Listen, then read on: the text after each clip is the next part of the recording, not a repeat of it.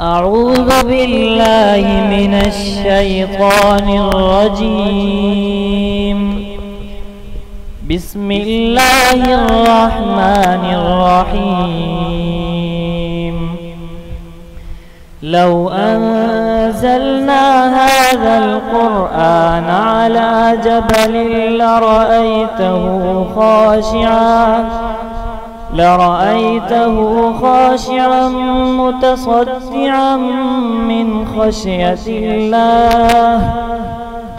وتلك الأمثال نضربها للناس لعلهم يتفكرون. هو الله الذي لا إله إلا هو عالم الغيب والشهادة. هو الرحمن الرحيم. هو الله الذي لا إله إلا هو الملك القدوس السلام المهيمن العزيز الجبار المتكبر. سبحان الله عما يشركون. هو الله الخالق البارئ المصور له الأسماء الحسنى.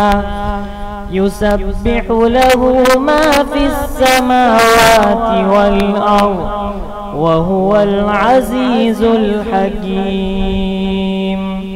صدق الله العظيم.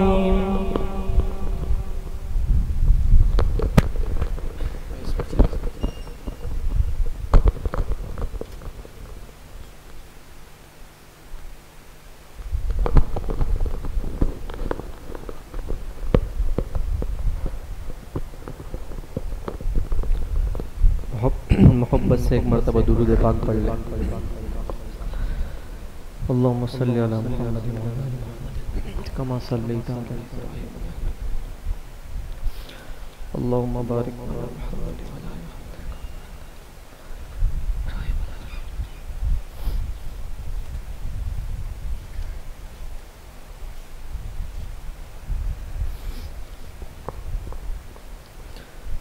کون اس طرح ہمارے لیے رویا ہوگا.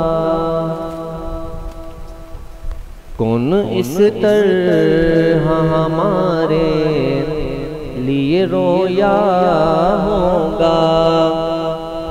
کس نے اللہ کو اس طرح پکارا ہوگا. کون اس طرح ہمارے لیے رویا ہوگا. کس نے اللہ کو اس طرح پکارا ہوگا. کون اس طرح ہمارے لیے رویا ہوگا. کس نے اللہ کو اس طرح پکارا ہوگا. کون طائف کی تکالیف کو سہ سکتا ہے. کون طائف کی تکالیف کو سہ سکتا ہے. کون طائف کی تکالیف کو سہ سکتا ہے. کون ہے اپنے لہو میں جو نہایا ہوگا.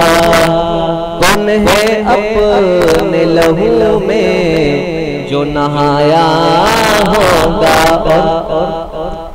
کس کے دندان مبارک تیری خاطر ٹوٹے. کس کے دندان مبارک تیری خاطر ٹوٹے.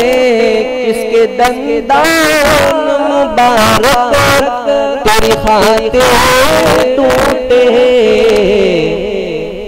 کون آقا کی طرح سامنے آیا ہوگا، کون آقا کی طرح سامنے آیا ہوگا، کون اس طرح ہمارے لیے رویا ہوگا، کس نے اللہ کو اس طرح پکارا ہوگا، کس نے ہر موڑ پہ ہی جو ستم دیکھے ہیں، کس نے ہر موڑ پہ ہی جو ستم دیکھے ہیں،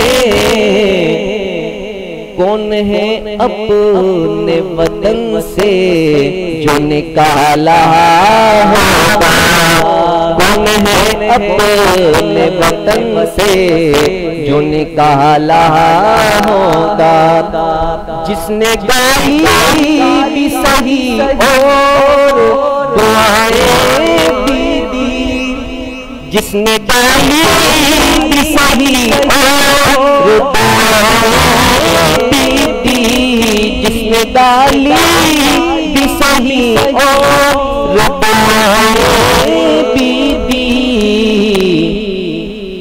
جس نے دشمن کو بھی سینے سے لگایا ہوگا، جس نے دشمن کو بھی سینے سے لگایا ہوگا، اور جس کے گھر میں کبھی چولہا بھی نہیں جلتا تھا، جس کے گھر میں کبھی چولہا بھی نہیں جلتا تھا، جس کے گھر میں کبھی چولہا بھی نہیں جلتا تھا، سوچو کس طرح سے بھوکوں کو کھلایا ہوگا، سوچو کس طرح سے بھوکوں کو کھلایا ہوگا، اور قلب میں جس کی تھی انسان کے لیے ہمدردی، قلب میں جس کی تھی انسان کے لیے ہمدردی، قلب میں جس کی تھی انسان کے لیے ہمدردی، پھر اسی قلب نے کیا درد کمایا ہوگا، پھر اسی قلب نے کیا درد کمایا ہوگا، اور پھر بھی ساتھ اسی رحمت عالم کو، پھر بھی ساتھ اسی رحمت عالم کو، پھر بھی ساتھ اسی رحمت عالم کو،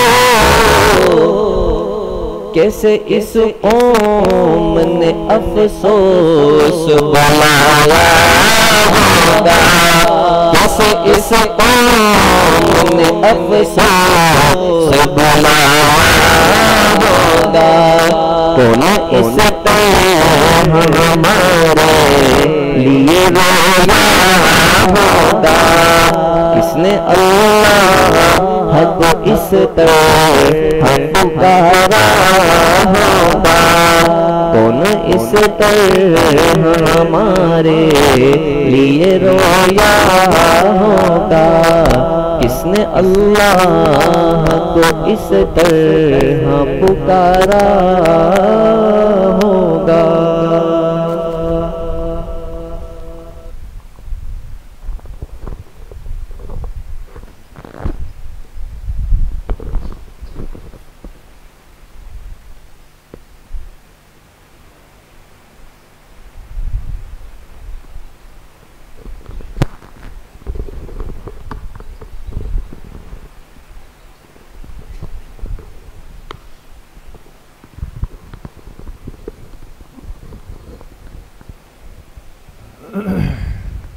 السلام علیکم ورحمۃ اللہ۔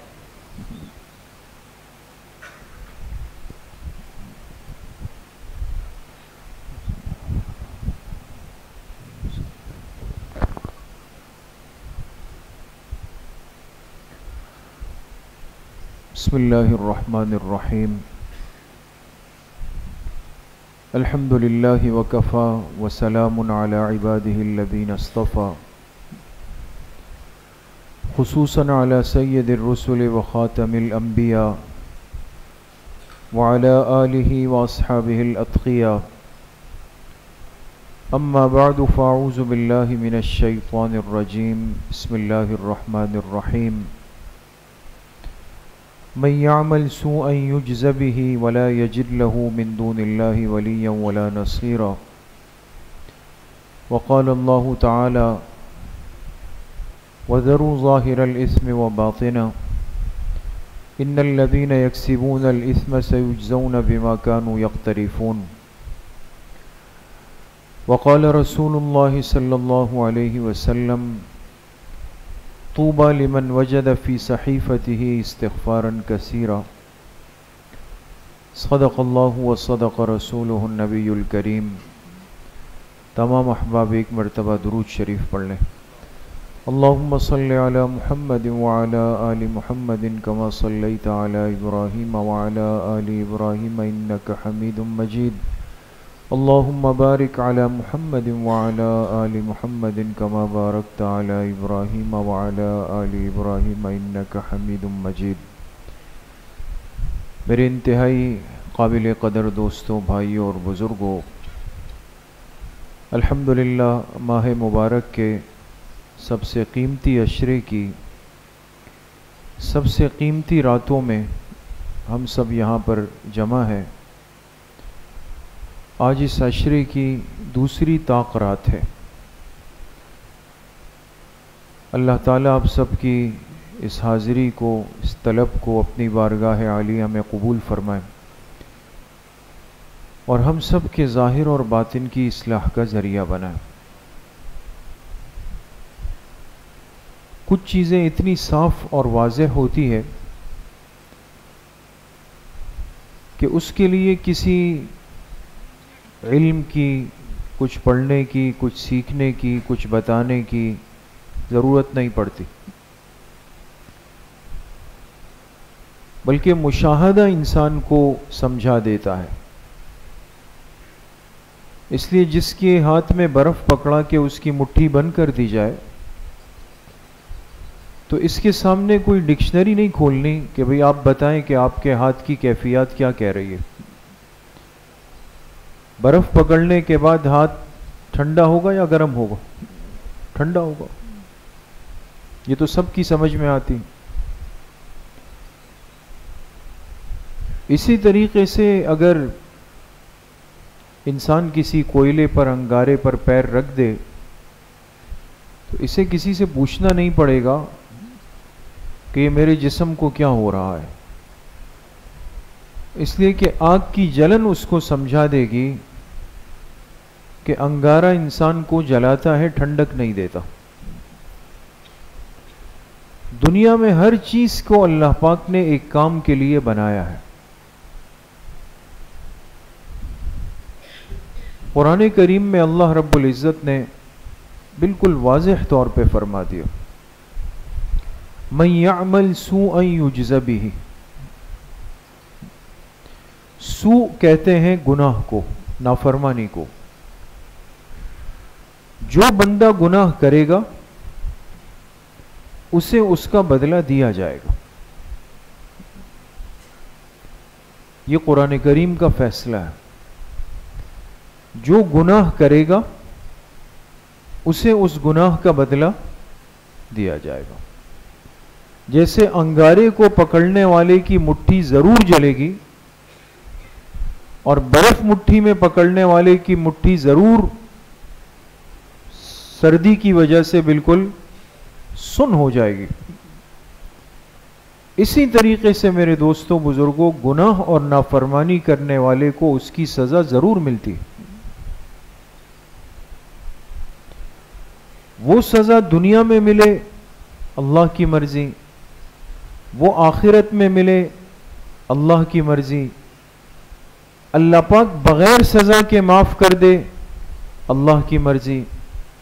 چھوٹے سے گناہ کی وجہ سے اللہ پاک ہمیشہ کی جہنم میں ڈال دے، اللہ کی مرضی.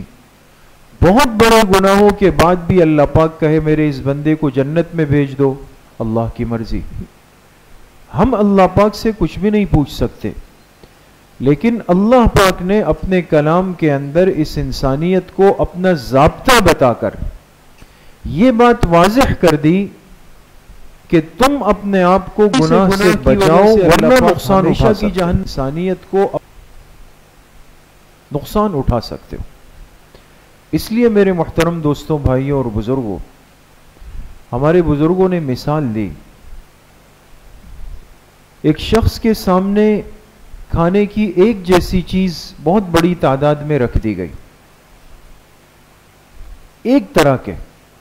جیسے مثال کے طور پہ بچے بسکٹ کھاتے ہیں نا، بسکٹ.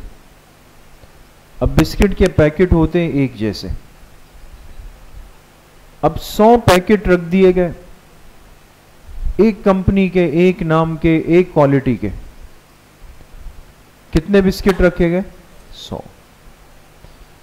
اور پھر رکھنے والے نے کہا کہ جی کھائیں اس میں سے، لیکن بس احتیاط کیجئے گا، ایک نہیں کھائیے گا، اس لیے کہ اس ایک کے اندر زہر ہے.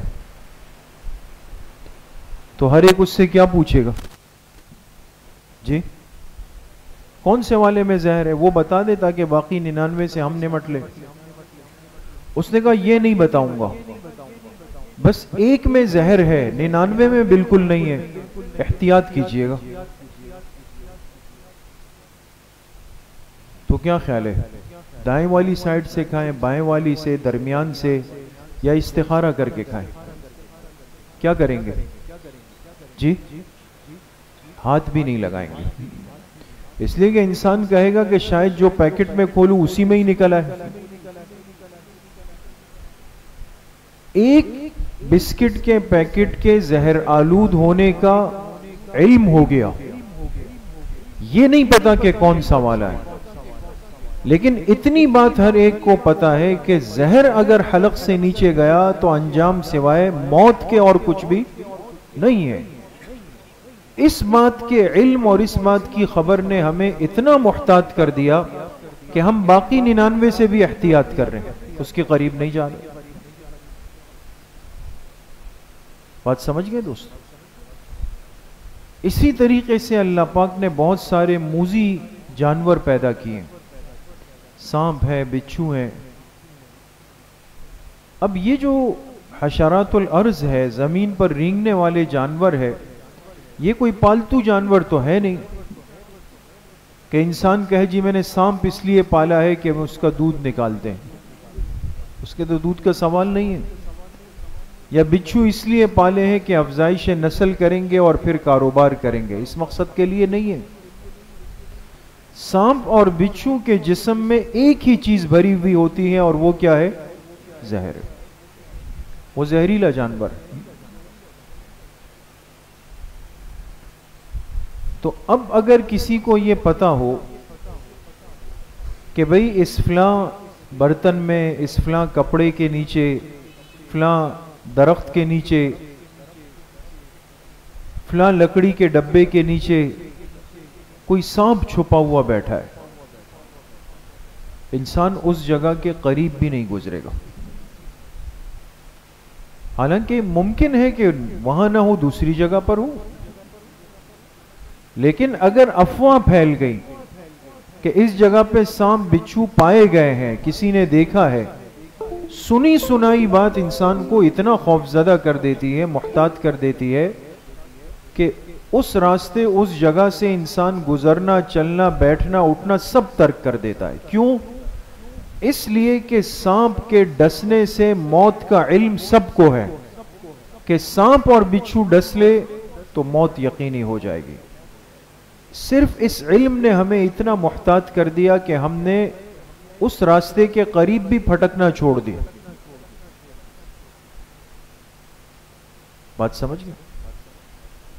یا بعض دفعہ کیا ہوتا ہے، اللہ سب کی حفاظت فرمائے، بعض جگہوں پہ ہوتا ہے کہ بھئی رات کے وقت ڈاکو نکلتے ہیں، لوٹ مار ہوتی ہے، چیزیں چھین لی جاتی ہے نا؟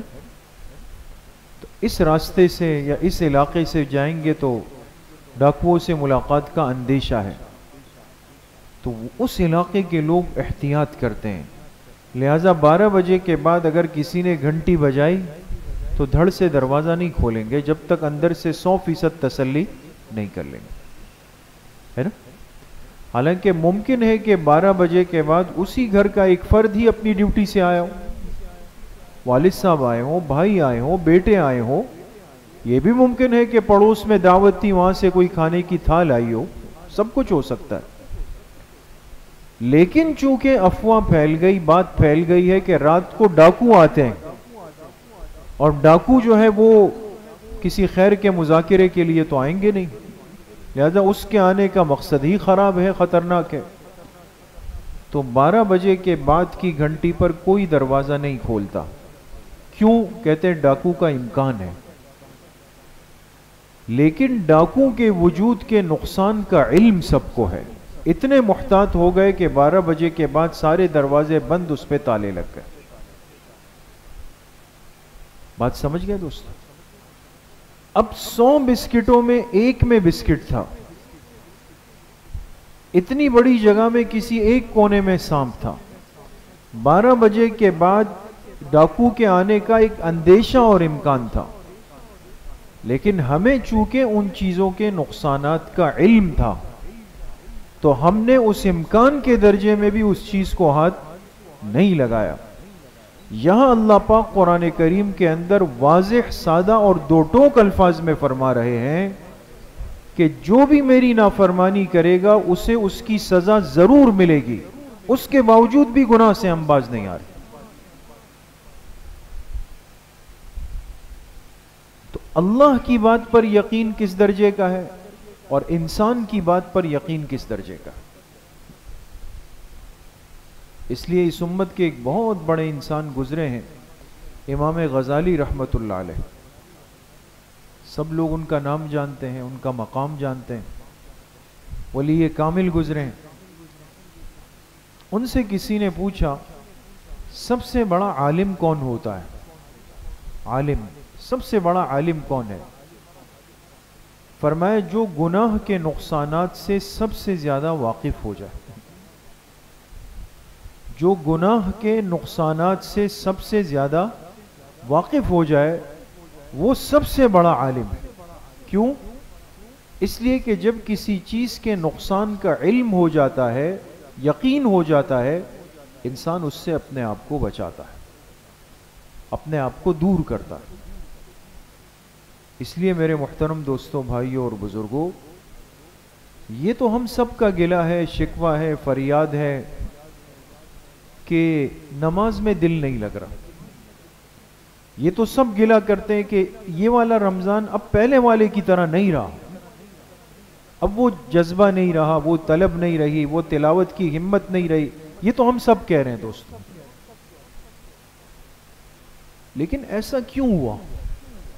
کیا دنیا کے اسباب کم ہو گئے؟ ترقی کم ہو گئی، ٹیکنالوجی کم ہو گئی، تعلیمی ادارے کم ہو گئے؟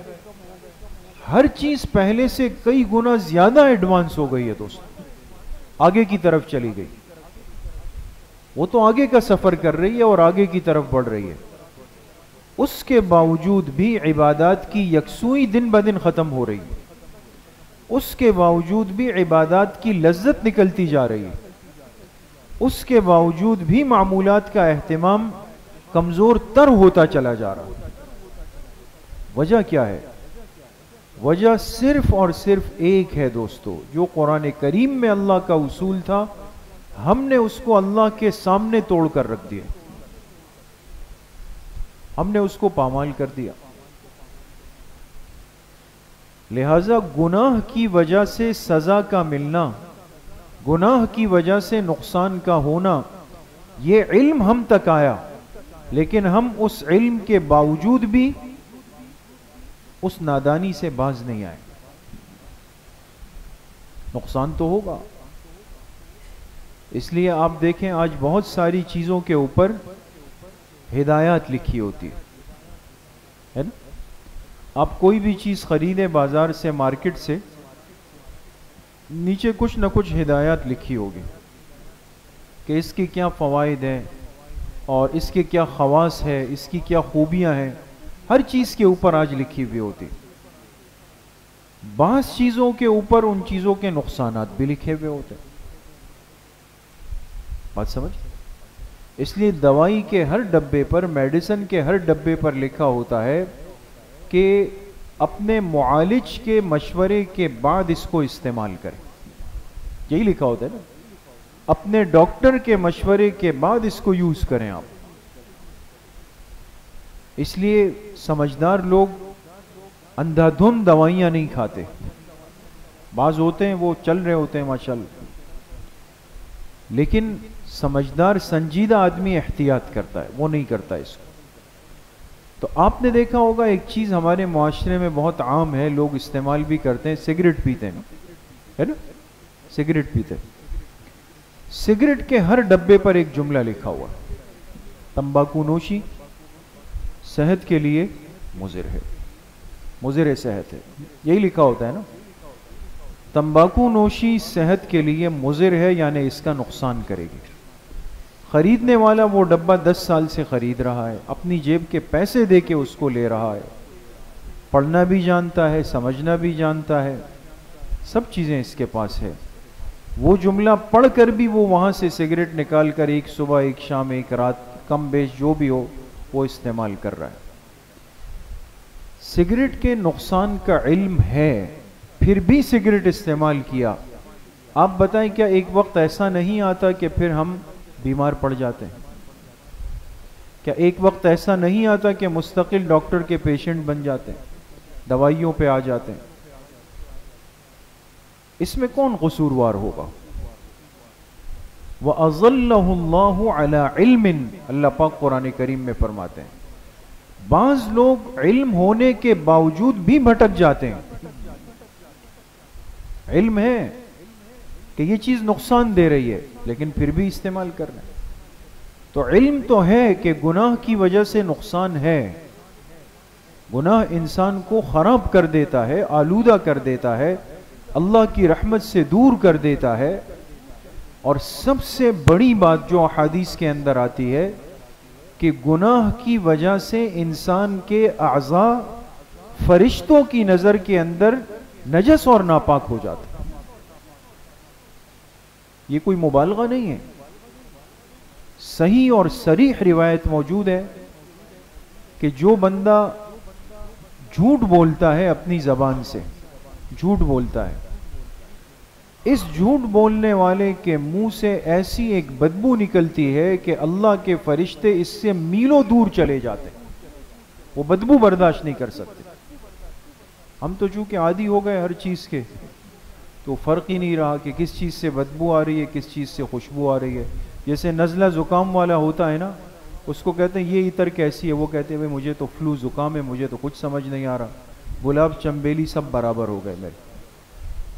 تو وہ تو اب فرق ہی نہیں رہا، گناہ کر کر کے اندر کی مشینیں زنگ آلود ہو گئی. لیکن نورانی مخلوق جو فرشتے ہیں، ایک جھوٹ بولنے والے کے جھوٹ میں اتنی بدبو ہوتی ہے کہ حدیث پاک میں فرمایا کہ یہ فرشتے اس سے میلوں دور چلے جاتے.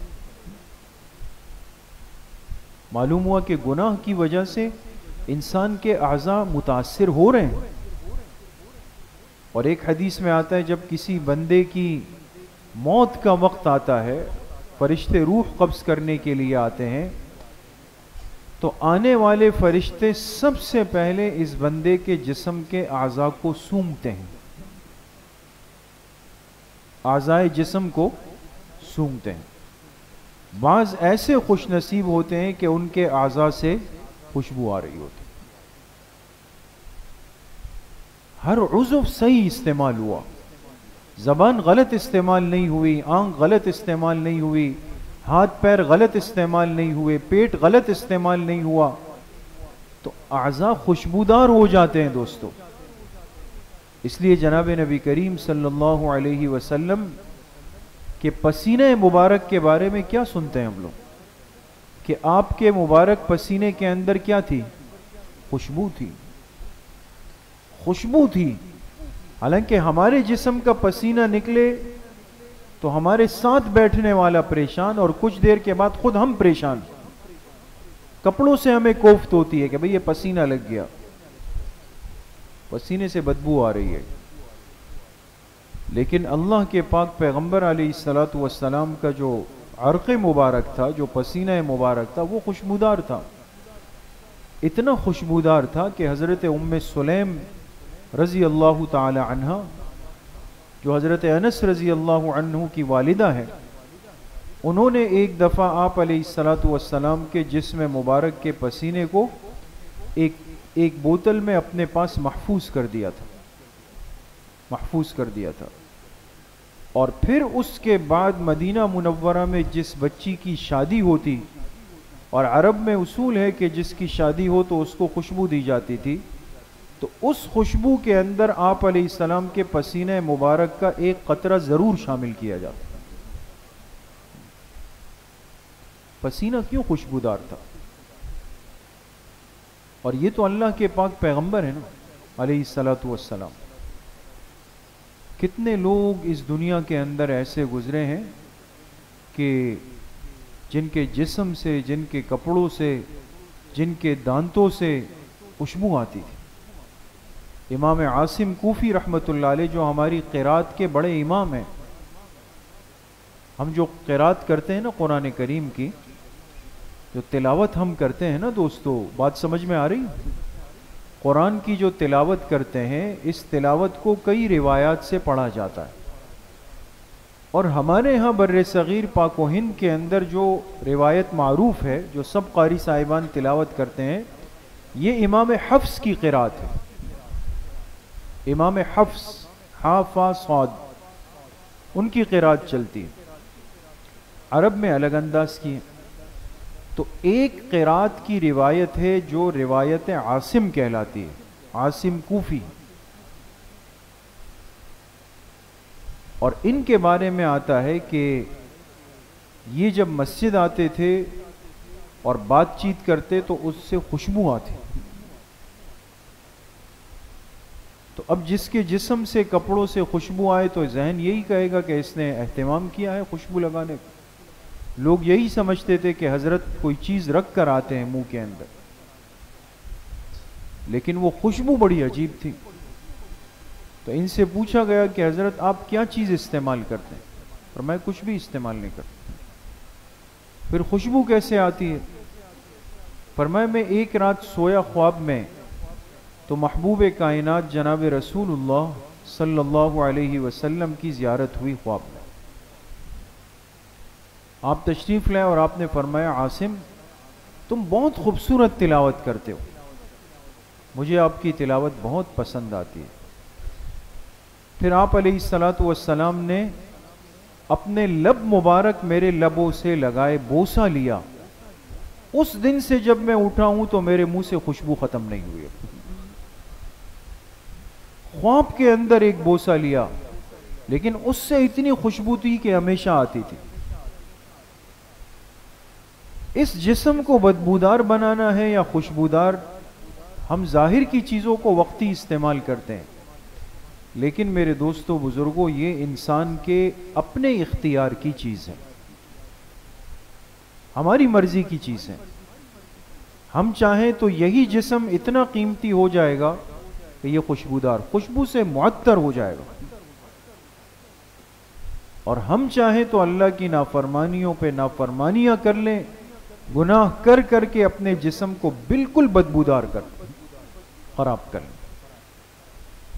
اس لیے یہ چاہت تو سب کی ہے کہ میں اپنے وجود کی وجہ سے کہیں برا نہ لگوں۔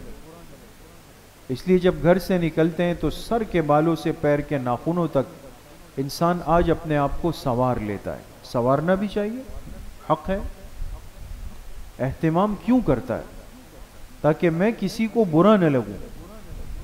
انسان دوسرے انسان کے سامنے آج برا لگنے کو قبول نہیں کر رہا، لیکن انسان اللہ کے فرشتوں کے سامنے بدبودار ہونے پہ تیار ہے، اور انسان خود اللہ کے سامنے گناہگار بننے پہ تیار ہے آج۔ اس لیے میرے عزیزوں دوستوں بزرگوں، خوشبودار زندگی کے لیے گناہوں کی نحوست سے نکلنا بہت ضروری ہے۔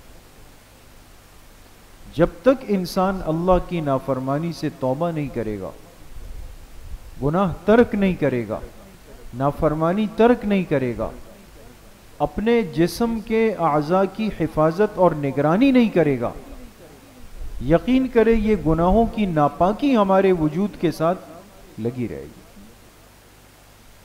اور یہ اسی طرح ہمارے ساتھ چل رہی ہو۔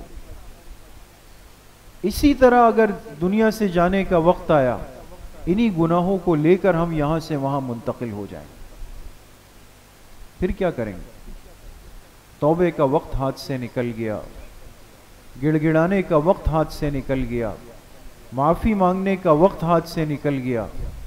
قبر میں جانے کے بعد تو یہ سارے رجسٹر اور دروازے بند ہو گئے دوست، پھر کچھ بھی نہیں ہے۔ اس لیے جب تک زندگی ہے، سانس کا تعلق جسم کے ساتھ قائم ہے، یہ ڈور جڑی ہوئی ہے، ہمارے پاس توبے کا وقت ہے، گناہوں اور نافرمانیوں کو ترک کرنے کا وقت ہے، اور ترک کرنا مشکل نہیں، ترک کرنا مشکل نہیں، البتہ گناہ کرنا اس کے لیے بڑی محنت کرنی پڑتی۔ ہمارے بزرگوں نے بڑی عجیب بات لکھی نا، ایک انسان جب گناہ کرنے کا ارادہ کر لینا کہ گناہ کرنا ہے، نعوذ باللہ، بد نظری کرنی ہے یا کچھ کرنا ہے، تو گناہ کرنے کے لیے اس کو پوری پلاننگ کرنی ہے نا۔ پہلے دائیں بائیں کی احتیاط کرے گا، کوئی اور تو مجھے نہیں دیکھ رہا، یہ سیفٹی پہلے کرے گا۔ پھر یہ سوچے گا کہ جس گناہ کا ارادہ کر رہا ہوں سامنے والا کہیں اس پہ ناراض تو نہیں ہو جائے گا، مجھ پہ بگڑ تو نہیں جائے گا۔ ان ساری احتیاطی تدابیر کے بعد جا کے ایک بندہ گناہ کر لیتا ہے۔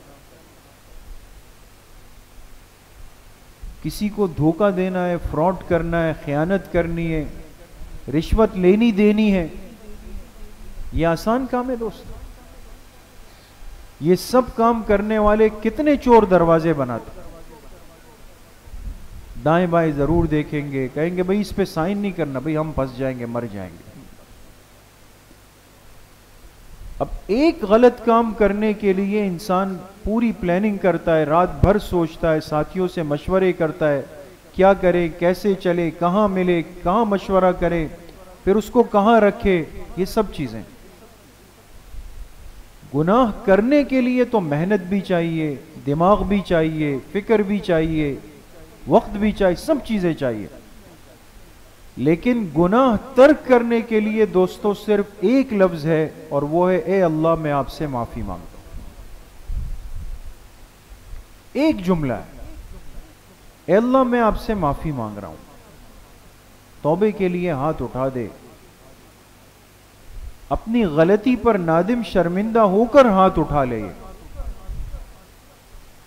حدیث پاک میں آتا ہے کہ اے بندے تیرے توبے کے اندر تاخیر اور دیر ہو سکتی ہے، میرے معاف کرنے میں دیر نہیں ہو سکتی، تم آگے تو آؤ۔ اے بنی آدم تم اتنے گناہ کر لو کہ جس سے زمین اور آسمان کا یہ خلا بھر جائے۔ کتنے گناہ ہوں گے؟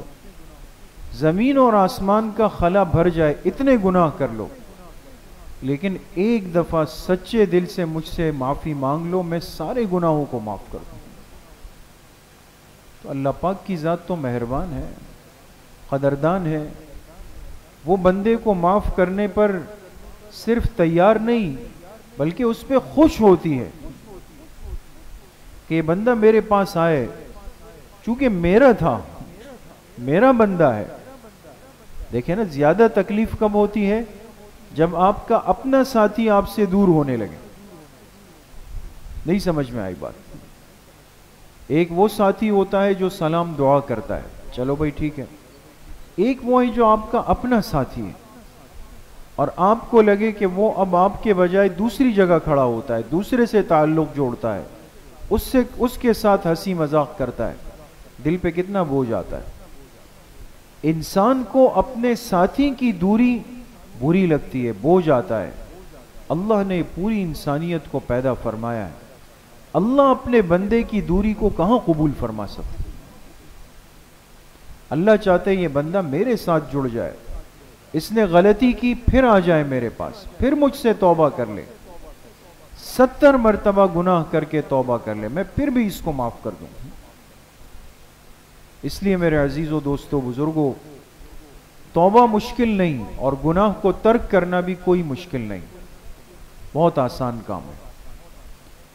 تھوڑی سی ہمت اور قوت ارادی کی ضرورت ہے.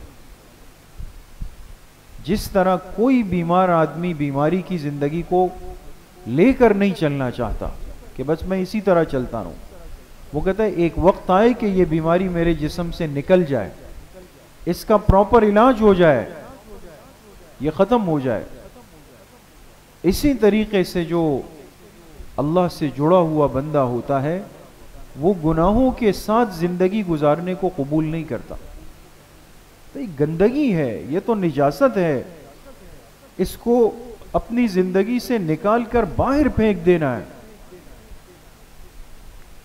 اس لیے میرے محترم دوستوں، بھائیوں اور بزرگوں، ہمارے آج کے اس جمع ہونے کا مقصد بھی یہ ہے، مسجد میں آنے کا مقصد بھی یہ ہے. اس مبارک اور قیمتی رات میں سب کچھ چھوڑ کر اللہ کے پاس آنے کا مقصد بھی یہ ہے، اس لیے کہ ہر بندے کو پتا ہے کہ میرا حقیقی تعلق، حقیقی محبت وہ صرف کس ذات سے ہو سکتی ہے؟ اللہ کی ذات سے. باقی تو ساری چیزیں عارضی ہے، اس میں وفا نہیں ہے، وہ ایک دن بالآخر انسان کو چھوڑ دیتی ہے. تو توبے کے اندر تاخیر نہ ہو، بندہ فوراً اللہ پاک کی طرف رجوع کرے. تو جہاں ماہ مبارک چل رہا ہے، تیزی کے ساتھ ہاتھ سے نکل رہا ہے، اس دن بھی بات ہوئی کہ دعاؤں کے اہتمام کو ہم اپنی زندگی کا حصہ بنائیں. تو دعاؤں کے اندر بہت کثرت کے ساتھ توبے کے الفاظ، توبے کے کلمات، توبے کے ذریعے سے اللہ پاک کو پکارنا. اللہ بہت بڑی غلطی کر لی، بہت وقت ضائع ہو گیا، بڑی نافرمانیاں کر لی، بہت آپ سے دور آ گئے. یہ سب کچھ کرنے کے بعد ہماری قسمت میں سوائے ذلت کے اور کچھ بھی نہیں آیا. آج پھر آپ کے پاس آئے ہیں، پھر آپ سے دوستی کرنا چاہتے ہیں، پھر آپ سے جڑنا چاہتے ہیں. تو بھئی ان راتوں کی قدر کرنی، اس عشرے کی قدر کرنی، اس مہینے کی قدر کرنی، اور اتنا اللہ کو منانا ہے، اتنا اللہ کے سامنے گڑ گڑانا ہے کہ واقعتاً ہمیں یہ یقین ہو جائے دل سے کہ اللہ پاک نے مجھے معاف کر کے مجھے اپنے دوستوں کی فہرست میں شامل کر دیا.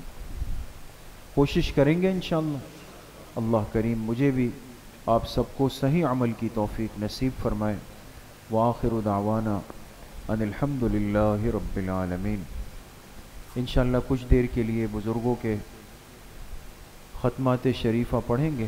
جن ساتھیوں کے پاس کارڈ نہیں ہے لے لیں دوستو، آج انشاءاللہ سہولت سے سب کو مل جائیں گے. جن کے پاس نہیں ہے وہ ہاتھ اٹھا لے، سیدھا ہاتھ. طالب علم انشاءاللہ ان تک خود پہنچ جائیں گے. اور میں نے عرض کیا کہ اس کارڈ کو محفوظ کریں اپنے پاس، یہ آپ کے کام آئے گا.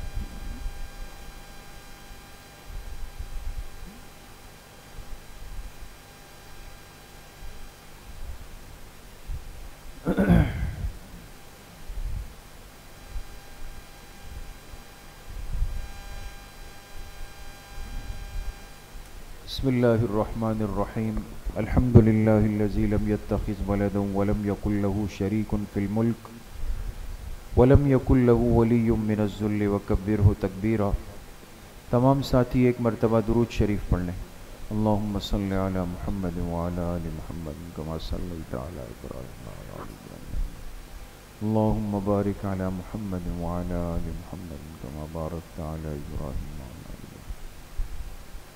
ایک مرتبہ سورہ فاتحہ پڑھ لیں. بسم اللہ الرحمن الرحیم. الحمد للہ رب العالمین الرحمن الرحیم مالک یوم الدین. نعبد و ایاک نستعین. غیر المغضوب علیہم ولا الضالین آمین۔ ایک مرتبہ درود شریف پڑھ لیں۔ اللہم صلی علی محمد وعلی آل محمد۔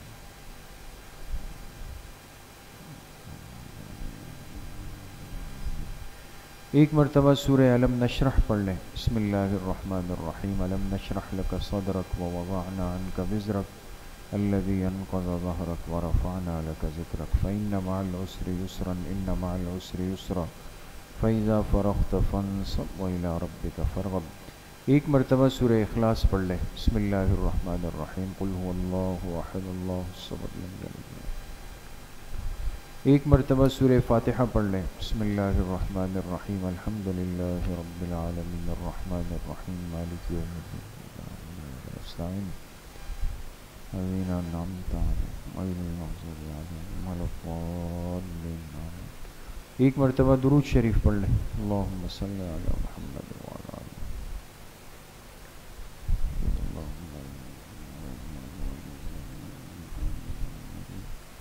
7 مرتبہ پڑھے۔ اللہم یا قاضی الحاجات، اللہم یا قاضی الحاجات۔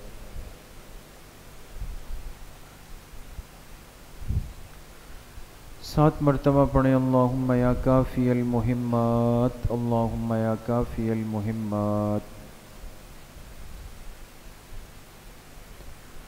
7 مرتبہ پڑھیں۔ اللہم یا دافع البلیات، اللہم یا دافع البلیات۔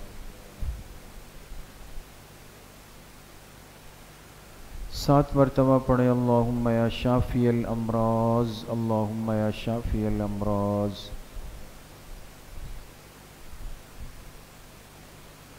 7 مرتبہ پڑھیں۔ اللہم یا رفیع الدرجات، اللہم یا رفیع الدرجات۔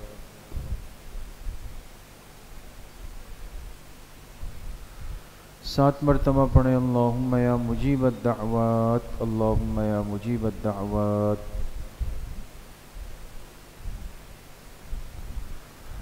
7 مرتبہ پڑھیں۔ اللہم یا ارحم الراحمین، اللہم یا ارحم الراحمین۔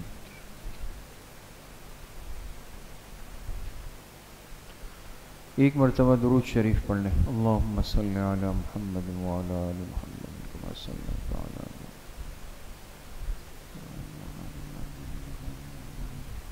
3 مرتبہ پڑھیں۔ حسبنا اللہ ونعم الوکیل، حسبنا اللہ ونعم الوکیل۔ ایک مرتبہ درود شریف پڑھ لیں۔ اللہم صلی علی محمد وعلی آل محمد۔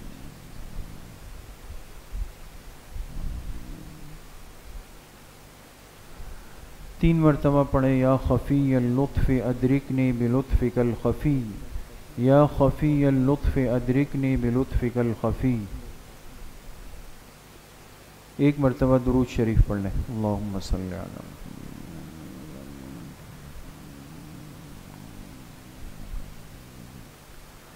3 مرتبہ پڑھیں۔ لا حول ولا قوة الا باللہ، لا حول ولا قوة الا باللہ۔ ایک مرتبہ درود شریف پڑھ لیں۔ اللہم صلی علی محمد۔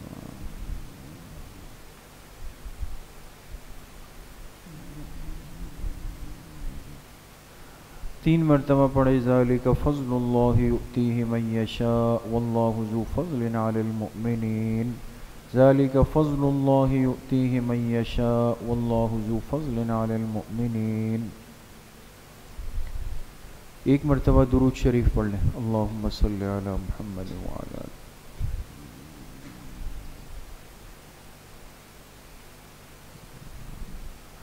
3 مرتبہ پڑھیں۔ یا لطیفا بخلقہ یا علیما بخلقہ یا خبیرا بخلقہ، الطف بنا یا لطیف یا علیم یا خبیر، یا لطیفا بخلقہ یا علیما بخلقہ یا خبیرا بخلقہ، الطف بنا یا لطیف یا علیم یا خبیر۔ ایک مرتبہ درود شریف پڑھ لیں۔ اللہم صلی علی۔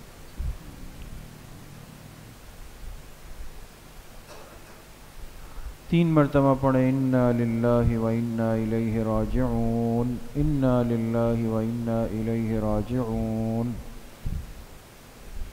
ایک مرتبہ درود شریف پڑھ لیں۔ اللہم صلی علی محمد۔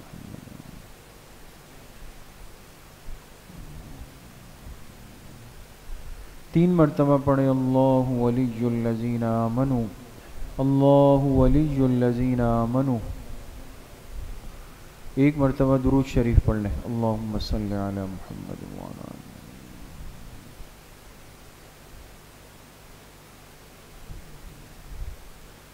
3 مرتبہ پڑھیں واللہ ولی المؤمنین، واللہ ولی المؤمنین۔ 1 مرتبہ درود شریف پڑھ لیں، اللہم صلی علی محمد وعلی آلہ۔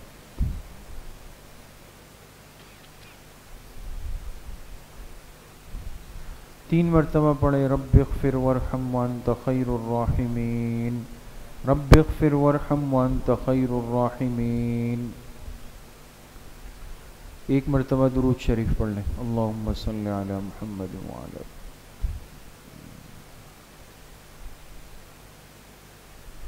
3 مرتبہ پڑھیں یا لطیف یا خبیر یا ودود یا شکور، یا لطیف یا خبیر یا ودود یا شکور۔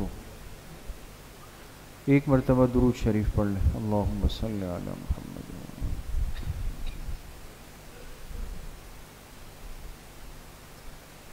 3 مرتبہ پڑھیں واعف عنا واغفر لنا وارحمنا انت مولانا فانصرنا علی القوم الکافرین، واعف عنا واغفر لنا وارحمنا انت مولانا فانصرنا علی القوم الکافرین۔ 1 مرتبہ درود شریف پڑھ لیں، اللہم صلی علی محمد۔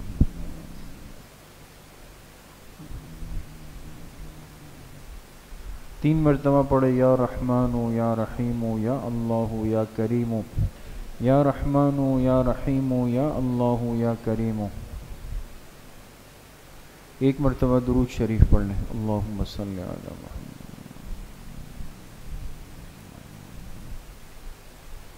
3 مرتبہ پڑھیں الا بذکر اللہ تطمئن القلوب، الا بذکر اللہ تطمئن القلوب۔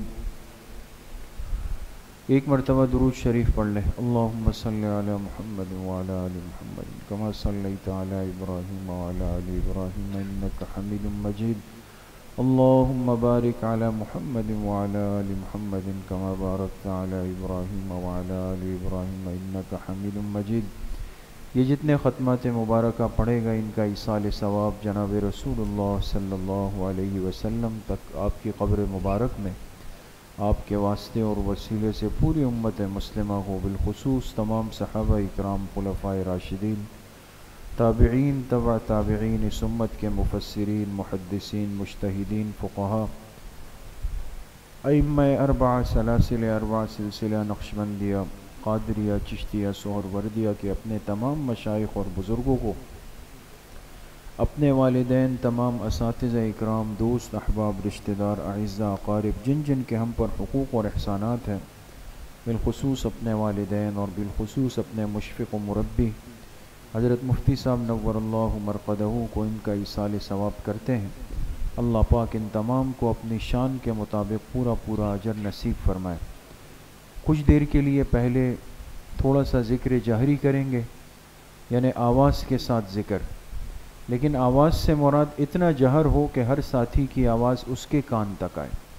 بہت زیادہ چیخ و پکار کا ہونا یہ ذکر اور مجلس دونوں کے آداب کے خلاف ہے، اور اگر ذکر جہری اتنا آہستہ ہو کہ خود اپنے تک بھی آواز نہ آئے تو اس کا فائدہ نہیں ہوتا پھر، اس لیے تھوڑی دیر کے لیے ذکر جہری کریں گے، اس کے بعد پھر انشاءاللہ تھوڑا سا مراقبہ، پھر انشاءاللہ دعا کریں گے۔